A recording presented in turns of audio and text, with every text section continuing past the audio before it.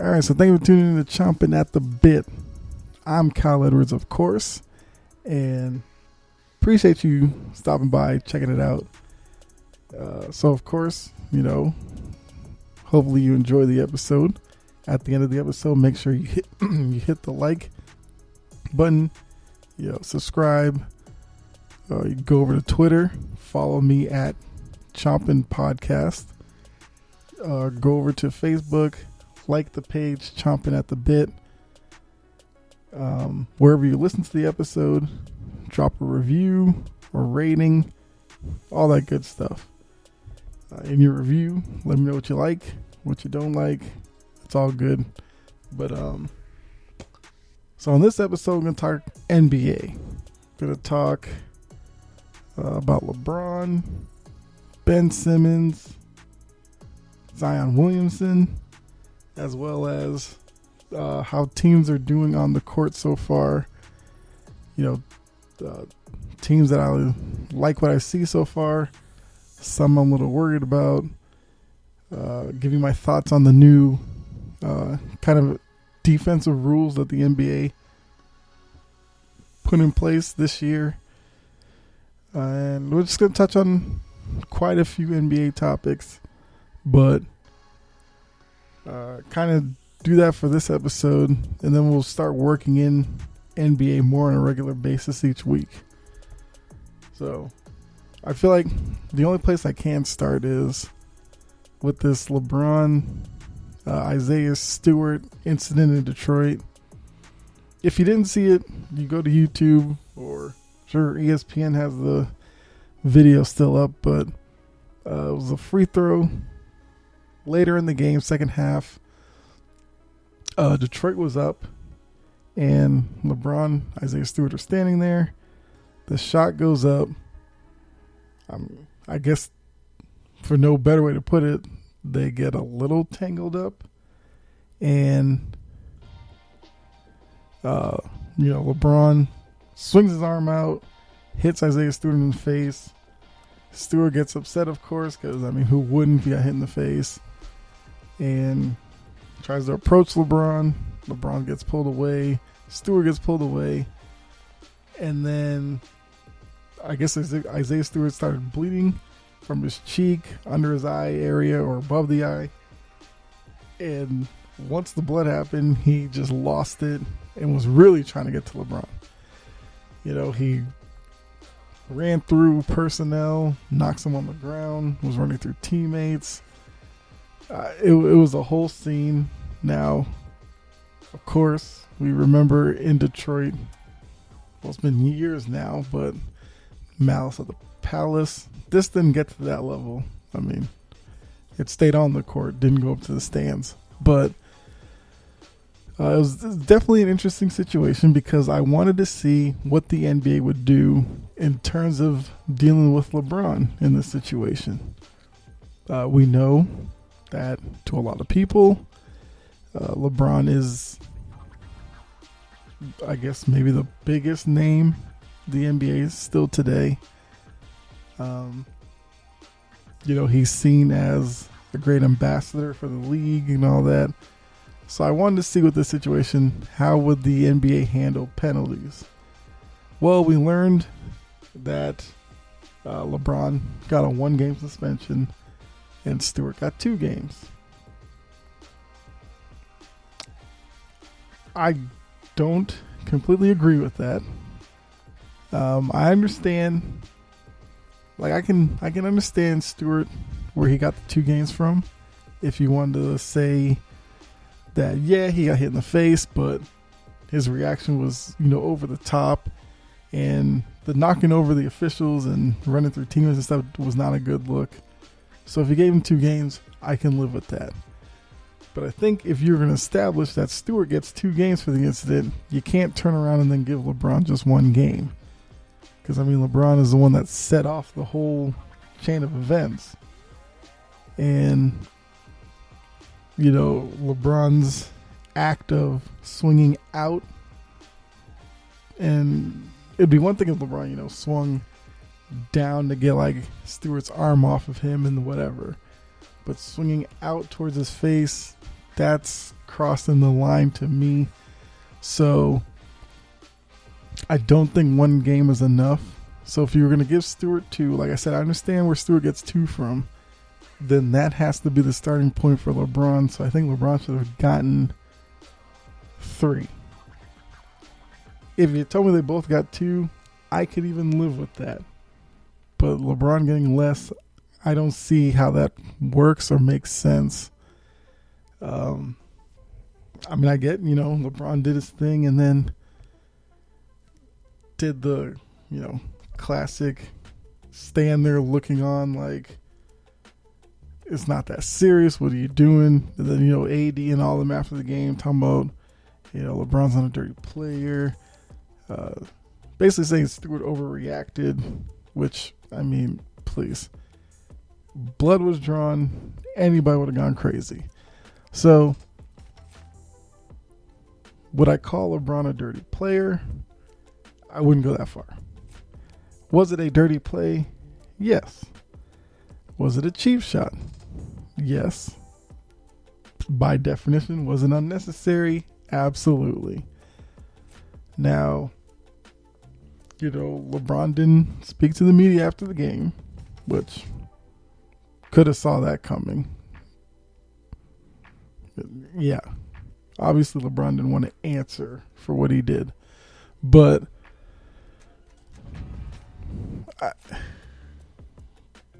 it's just something that, like I said, wasn't necessary. And then all the people, like the morning after, trying to play the whole, basically some people were trying to make it seem like Isaiah Stewart overreacted to everything and nothing should have happened. Like Stewart was supposed to get hit in the face and just walk off the court, get the medical attention, and call it a day. And I think some people were like, we don't know what had been said during the game, what the two of them, their interactions during the game, if there was anything that led up to this. I don't care about any of that. LeBron was wrong for what he did. And then Isaiah Stewart was in the wrong for running through the personnel and the teammates and stuff like that. And then even when he finally calmed down, or they finally got him towards the tunnel, he broke away and went running down the tunnel. We all know when we see a player do that, what's going on. He's probably looking to make the run around to get to the Laker locker room to maybe confront LeBron down there. I don't know, but haven't heard anything about the two of them actually meeting up, so guess it didn't happen, but clearly that was his intention. So, I mean, it's a situation that we'll have to see. I'm pretty sure the two teams play again. Will there be any carryover? I don't think so. Hopefully both players play in the game and we get to see if anything does come from it. But not exactly the greatest day for the NBA, I guess. I mean, like I said, it wasn't Malice at the Palace levels, but it was still a little odd seeing, a star player get caught up in that. Now, I do think what it was, LeBron probably had some frustrations because they were down like 17 in the game to Detroit. And, I mean, after the incident, the Lakers went on a run and won the game, but, LeBron didn't miss the game against the Knicks on Tuesday night, which they lost. So they fell under 500. And I'll talk about them, I guess the team in general, a little bit later in the episode. But I want to touch on another player in Ben Simmons.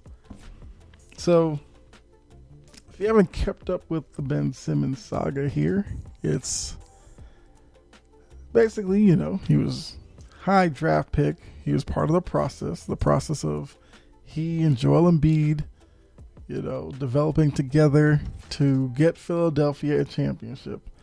Hasn't panned out. It's basically led to a lot of early exits in the playoffs.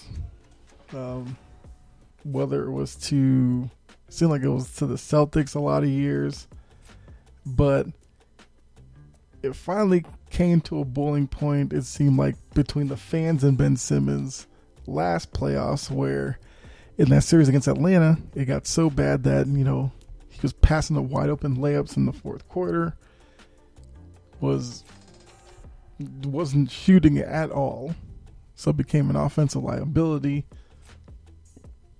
And against a team in Atlanta that a lot of Philly fans thought they should have beaten, then moved on to, I guess at that point it would have been to play Milwaukee in the Eastern Conference Finals. But Philly found a way to lose it. Like I said, Ben Simmons, and amongst other issues, I think probably to start looking at Doc Rivers because of his failures with the Clippers, and now so far with the Sixers hasn't been much better.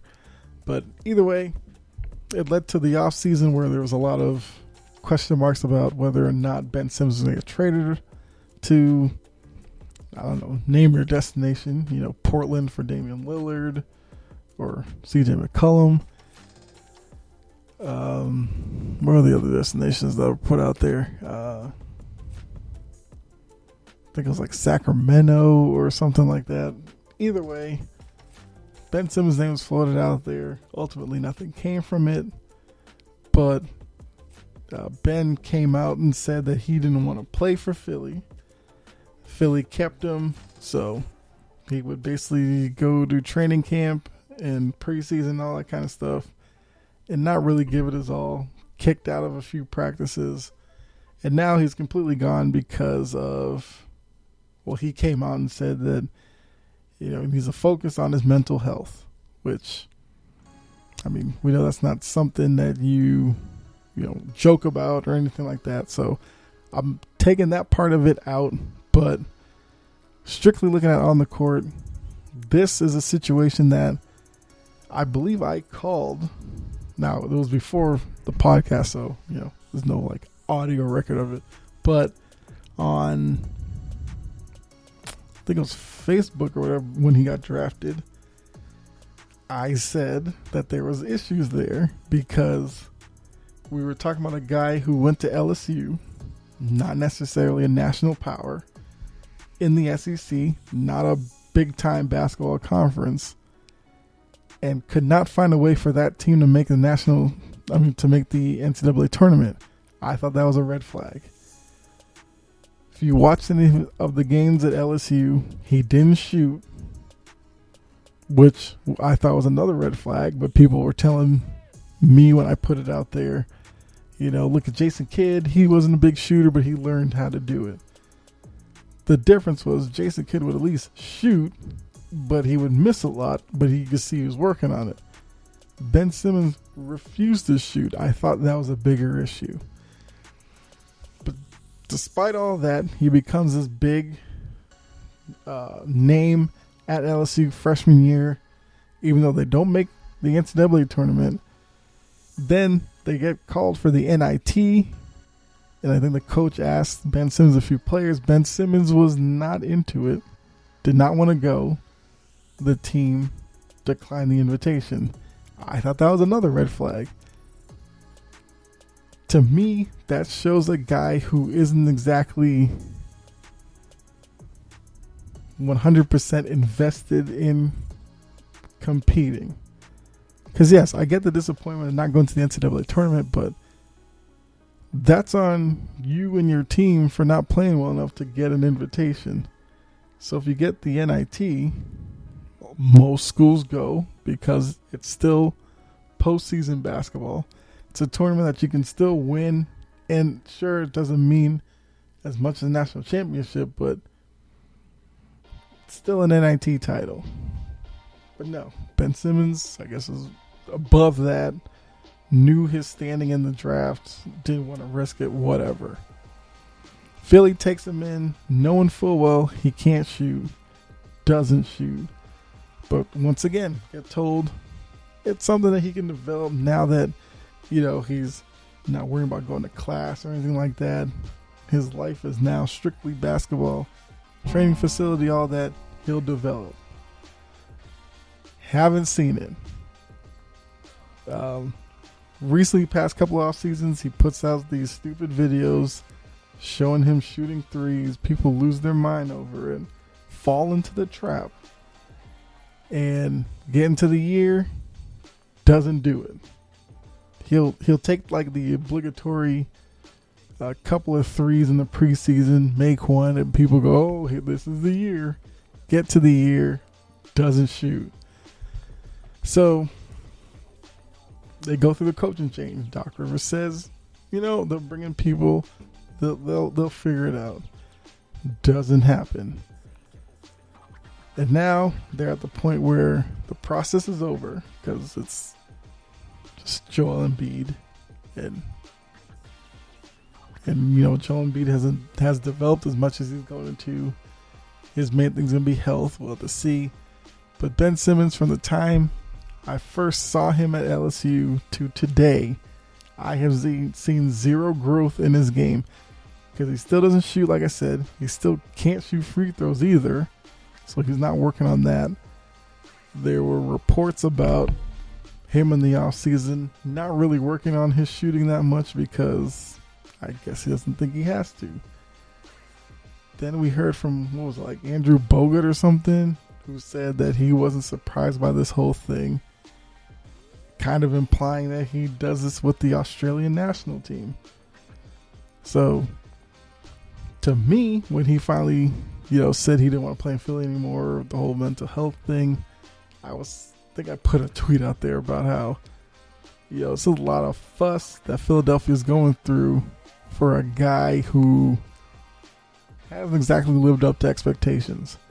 Now, some people in the media feel like he's been a great NBA player. Some even call him a star. I don't see how you can. Yes, defensively, he's really good. But he's so bad offensively that I can't call him a star. I'll call him a good player, sure. But I feel like superstar and star get thrown around to way too many players, and not all of them are deserved. Ben Simmons is one of those players. I mean, I don't know how this story is going to end for him because I would think at some point Philly's going to just move him. I guess. I don't know.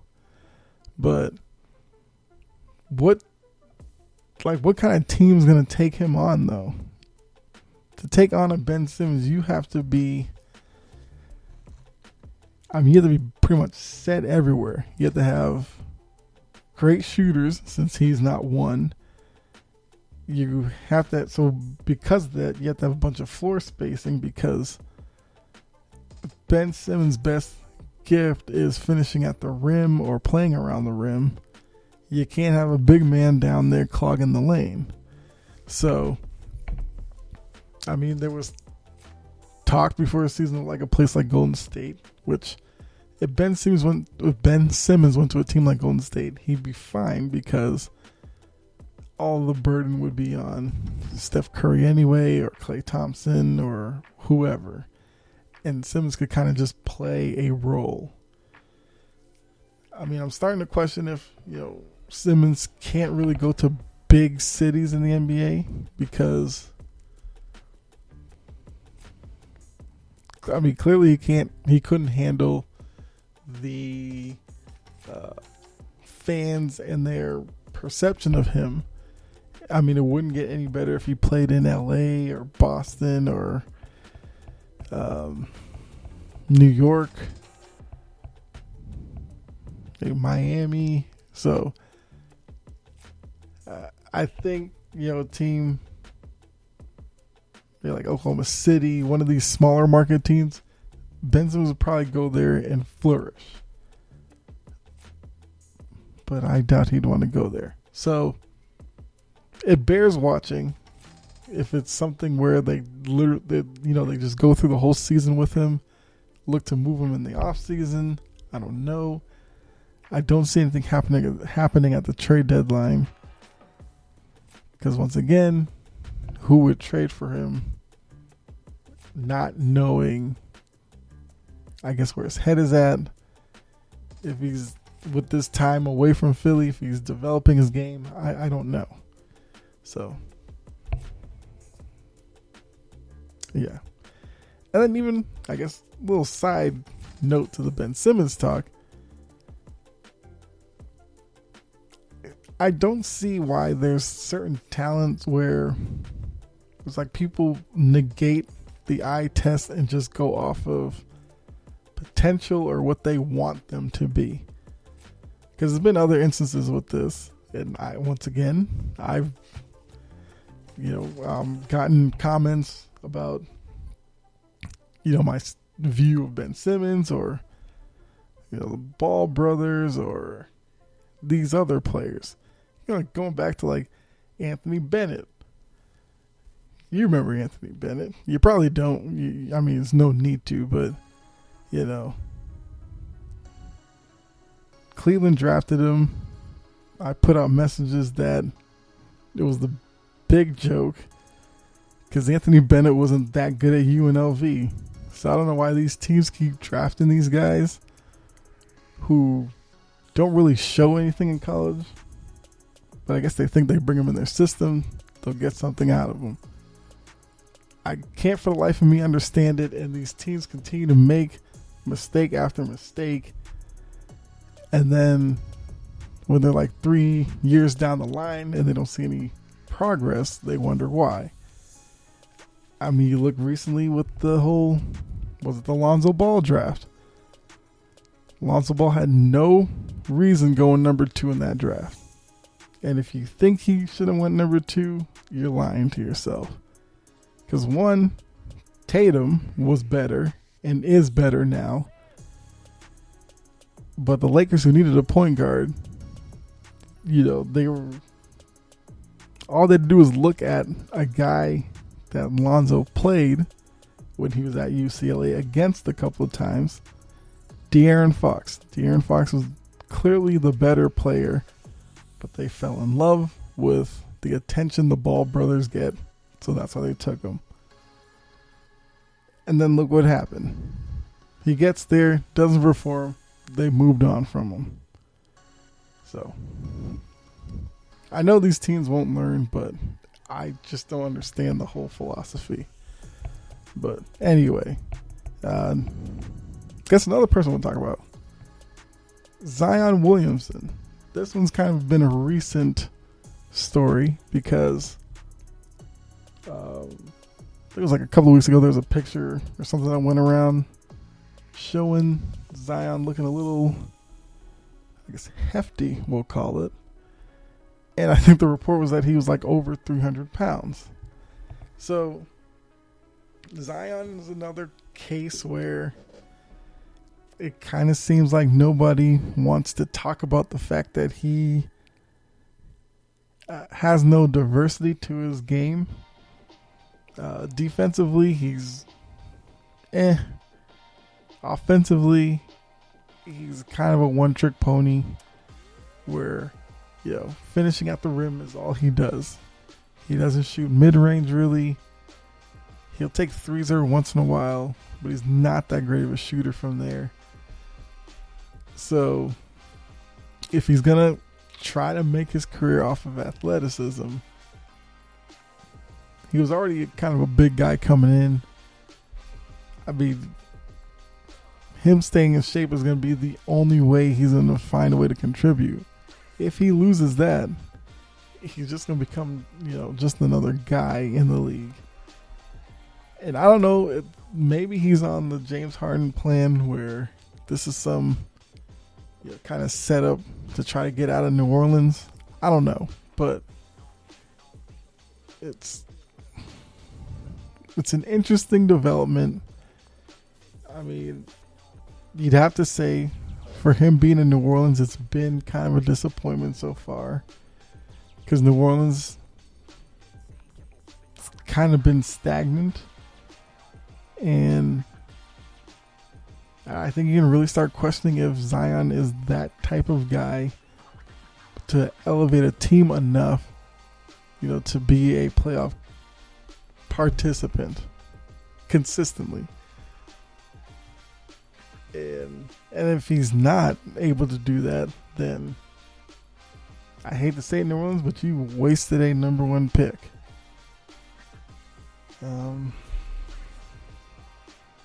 But we'll see, because I guess he's getting back to on-court activities. Maybe with that being in play now, he can drop the weight and get back to his playing weight, at least what he played at last year or whatever. And maybe it becomes a non-story in 6 months. But if he ends up, coming back and playing, looking heavy, not finishing at the rim, then I don't know. It could be I don't know if I want to say a short career for Zion, but I don't know. It could just be difficult for him. So hopefully it doesn't happen to him that way, and he gets back on the court, and we don't have to even think about any of this again. But just want to talk about Zion real quick.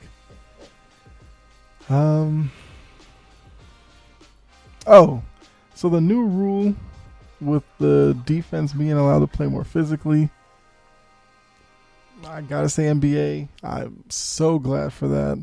It makes the game more enjoyable to watch, because now we're getting to see actual defensive players have a shot at playing good defense on a nightly basis.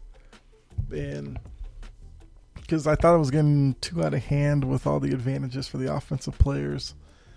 We're seeing guys like James Harden and Trae Young get to the hoop, jump into people, automatically get a whistle.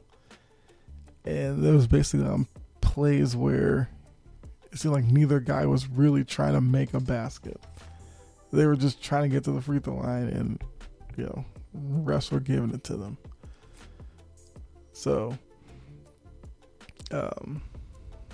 glad they did it. And obviously, the NBA noticed, scoring going way up, free throws going up and all that, and they did something about it.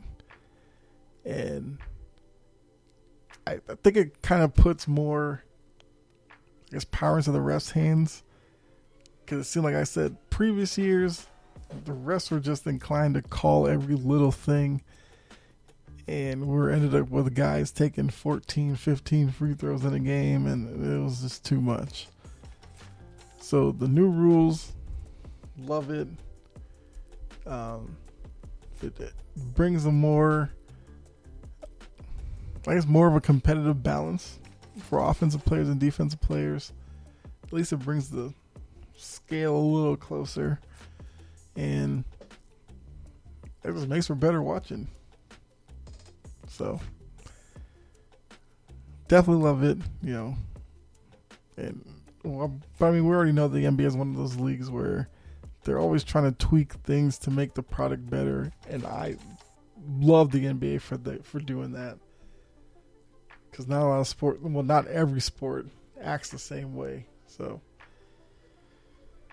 I think that's all the kind of off the court stuff I wanted to get through real quick. But now looking on the court, looking out west real quick. So 2 things jump out. One, Lakers. We saw them make a lot of changes to the roster. They brought in, a lot of veterans, all that. A lot of names that were, big time years ago. Talking about Dwight Howard, Carmelo. I'm just kidding. But yeah, they brought in a lot of guys, and some people were falling into it saying that, Lakers are going to be dominant or whatever.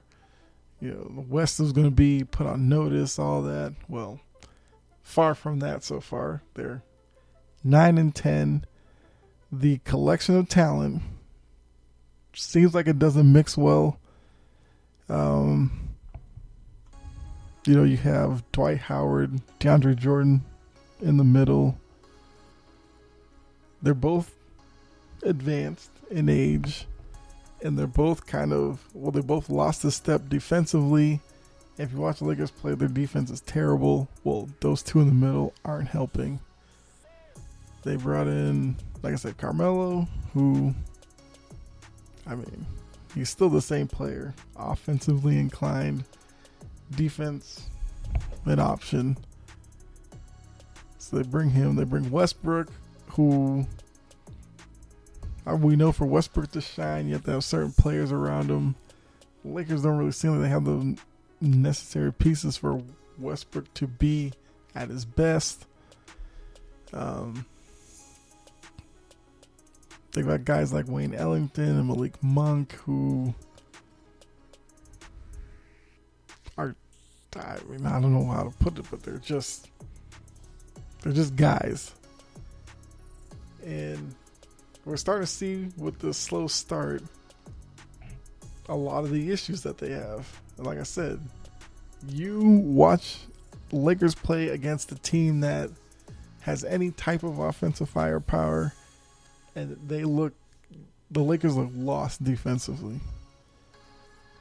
They can take advantage of teams who play careless with the ball because, LeBron likes to get on transition, Westbrook, all that. But if you're a team that runs a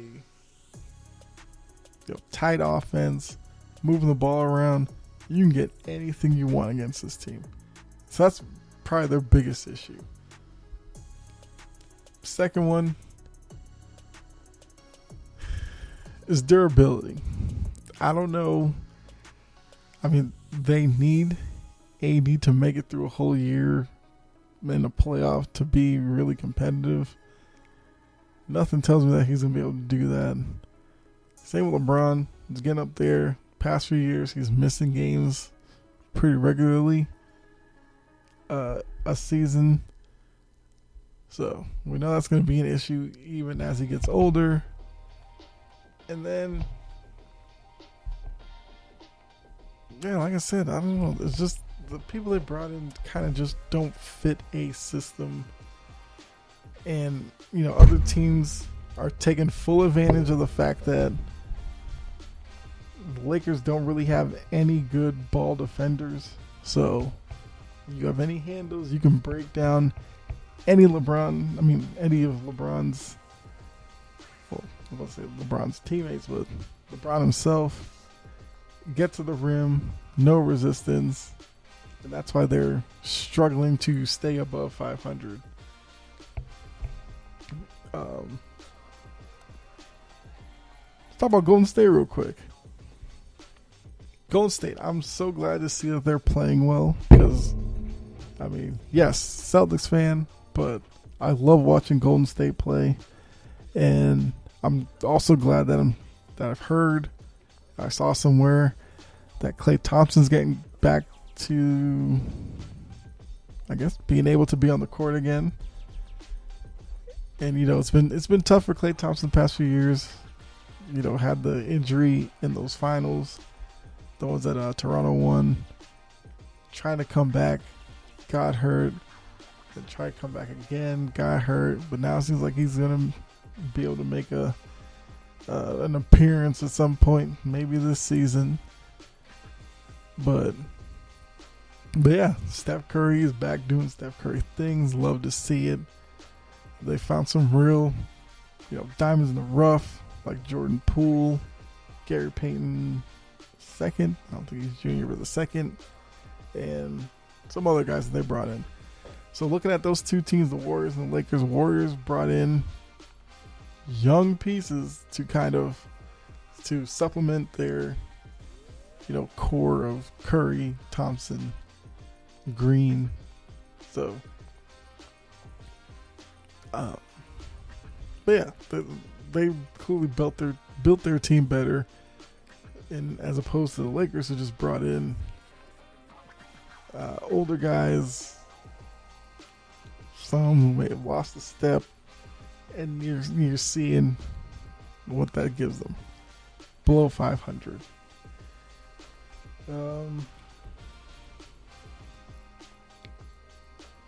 We'll say Phoenix has kind of surprised me so far, because I believe after the finals last year, I think I made a comment somewhere that, I wondered if this is going to be a one and done thing with Phoenix, and last season being a good shot for them. They came up short, but I guess I didn't clearly believe in their roster, thinking that they could consistently do it year after year. Chris Paul getting older, you still have Booker, but outside of that, yeah, they surprised me because they're 14-3 so far this year. So obviously the playoff surprise, there was no hangover to that. Yeah, I'm pleasantly surprised by the Suns, and like I said, happy for Klay Thompson. Hopefully he gets back on the court. Hopefully he doesn't have any setbacks, anything like that. And, Golden State can... think about it. Golden State with a great record already could be adding a Klay Thompson. And we know Klay Thompson, he's a shooter. Shooting pretty much translates everywhere. So, really want to see it. Hopefully he can get back soon. The East, the East looks like it might be a little stacked this year. Because we have a lot of movement in the East where, Brooklyn, they have their issues with Kyrie. I did an episode on that weeks ago, but they're still having to deal with Kyrie, and it looks like Kyrie's probably going to end up sinking that Brooklyn ship. I don't know. We'll see if, Durant and Harden, I guess, lesser extent, can find a way to get Brooklyn through all of this, but I don't know if that's going to happen. You saw the Heat make changes. They're doing well. Saw the Bulls make maybe the most changes in the East.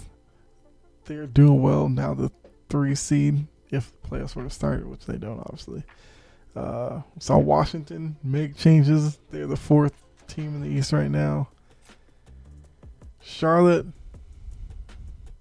I guess with Charlotte is just their young players getting a year older. They're in 5th. The upstart Knicks, who, last year had a renaissance or a resurrection.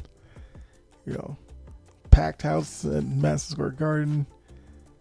The atmosphere was back. The team looked good. And they're, in 6th right now. So, we'll have to see with the Knicks if they can repeat from last year. All the excitement in the crowd, the optimism coming from Knicks fans, and legitimately the team being in the playoffs. Do that consistently, the fans will come back and all that. So it's another team that, like I said, made some changes in the offseason, but was really trying to build on the momentum from the year before. And then in the playing group, you got Boston. They made changes. Had kind of a slow start, but they really started coming on past couple of weeks. Bucks, the reigning champ, now in 8th. I guess they're dealing with some championship hangover, which means natural for some of the players who, won the title, turned around, went out to a couple of players went out to the Olympics and all that, came back. I feel like that's probably part of the slow start. But we'll see, because I'm pretty sure, Giannis and that group, they'll get it going. Middleton's been out for a little bit, so when he gets back, they should be fine. But even looking after that, you got Philly, who I talked about a little earlier. They're down at 9th. They still have Embiid. They don't have Simmons, but they've got Embiid. They got Tobias. Why am I blanking on his last name?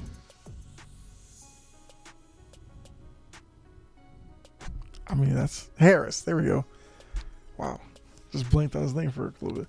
So we got Tobias Harris, Steph Curry. There's enough talent there to just be a playoff team, but ultimately that's not their full goal.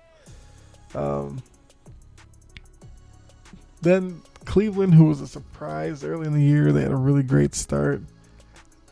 They've really fallen back to the pack. They're 10th right now at 9-8. 9-9. Yeah, the Hawks that a lot of people were expecting a lot from coming into this year at 9-9.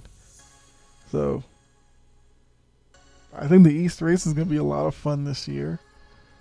Out West, I feel like you're just going to have the usual suspects from last year.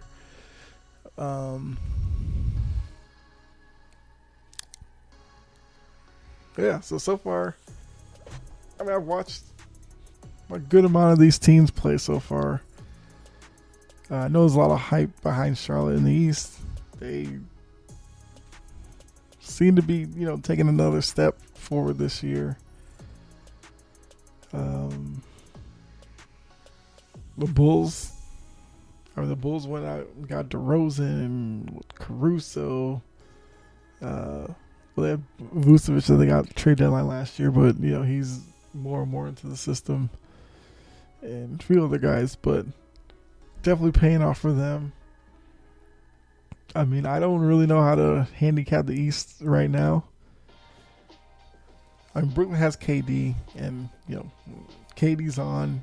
He's as tough as anybody.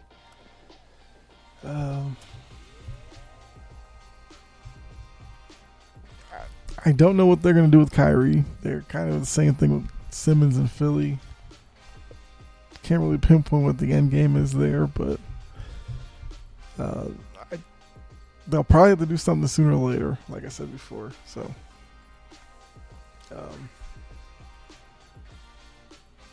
but yeah, like I said, with new physical rules, NBA is just, it's good to watch most nights.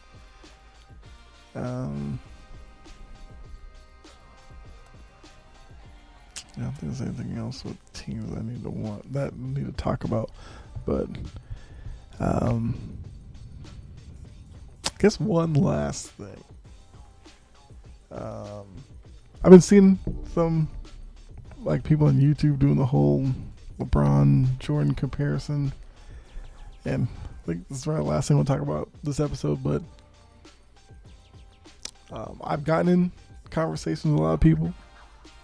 A lot of back and forth. I'm of the mindset that, the whole LeBron Jordan thing is a non-conversation starter for me. There is no comparison of the two, and I do find it funny that you're seeing, LeBron fans watching Jordan and coming to the conclusion, a lot of them have, that Jordan was better. So, I guess it kind of ties into the LeBron thing I talked about earlier, but it's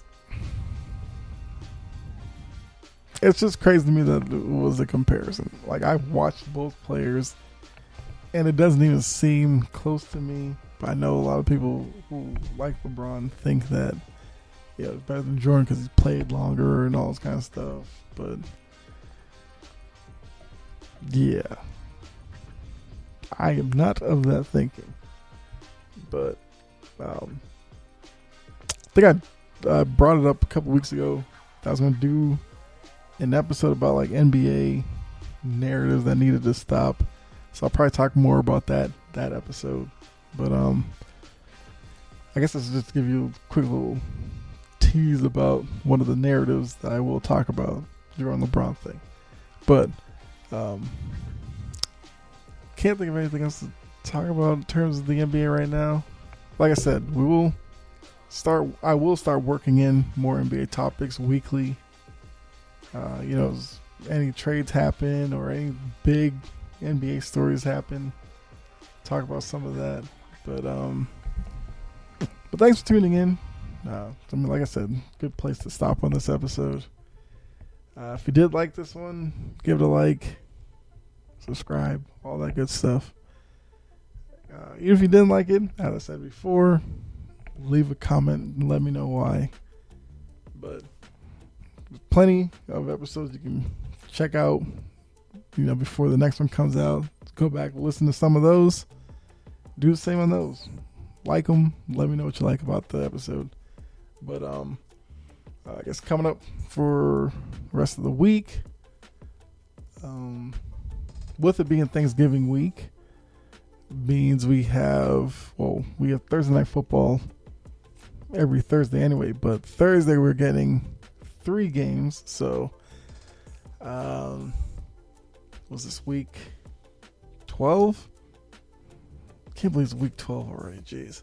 But have to look back week 11 with the picks and all that, know all that good stuff. And then the end of the episode, take a look at the 3 matchups on Thanksgiving. Give you a quick little breakdown. My picks for those games. First picks for week 12. And, see if we can get over 500. We're game under 500 going into last week. But then once we'll see how the picks went, see if we get over 500. Then week 12, see if we can improve upon that. Also talk about the college football playoff, because the rankings came out Tuesday night, and I actually put up a poll on Twitter that once again, what I say, follow me at Shaman Podcast, that way get your opinion out there. But it was basically about Alabama, Georgia, Ohio State, who should be the 4th team. So like I said, put the poll, gave the options of Cincinnati, Michigan, Notre Dame. Clearly those are the 3 that were in the running, and I guess you'll have to wait for that episode to see the results, but see if they got it right. And so we'll analyze the new 4 once since Oregon lost. See who the 5, 6 are. And I think look to the last week of the regular season. See what's still in play, all that good stuff.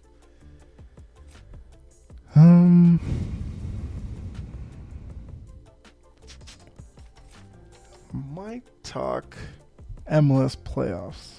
I'll see, but might do that as well. So a lot coming up just this week, and then we'll have plenty of topics for next week and weeks to come. So like I said, definitely subscribe or whatever. That way you'll find out whenever new episodes drop. And I'll leave you with what I always do. Thanks for tuning in. Be safe out there. God bless. And I will catch you on the next episode. All right. I'm out.